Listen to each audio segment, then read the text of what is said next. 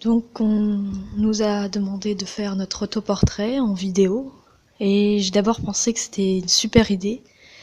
J'avais plein d'idées, interviewer mes proches, analyser mon comportement, me redécouvrir en quelque sorte.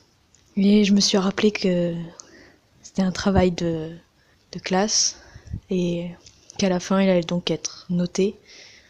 Donc j'ai quand même commencé à développer certains projets, mais j'arrivais pas. J'étais coincée par le fait qu'on allait juger ce que je fais, alors que j'essaye de me représenter.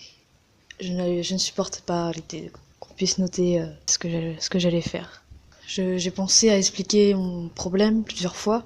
J'ai réfléchi à l'idée de ne rien rendre, mais c'est quand même important. Ces temps-ci, les notes, c'est en terminale. Il fallait quand même que je rende quelque chose. Du coup, je pensais qu'on était quand même en art appliqué, qu'il fallait faire quelque chose d'esthétique. Mais l'art, pour moi, c'est plutôt personnel. Je supporterais pas que les autres jugent. Donc je pensais faire quelque chose d'extérieur, de montrer les liens, les relations que j'avais avec les personnes.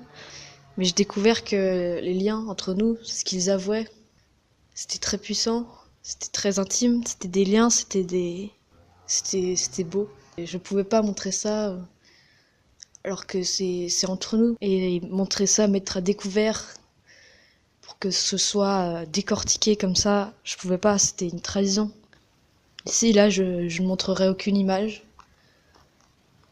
Je ne parlerai pas de ma famille, un petit peu de mes sentiments, certes, mais que vis-à-vis de ce sujet. Je montrerai pas quelque chose de plus profond que ça. Ces mots, même s'ils veulent rien dire pour certains, ce que je viens de dire quand même, c'est une bonne partie de moi.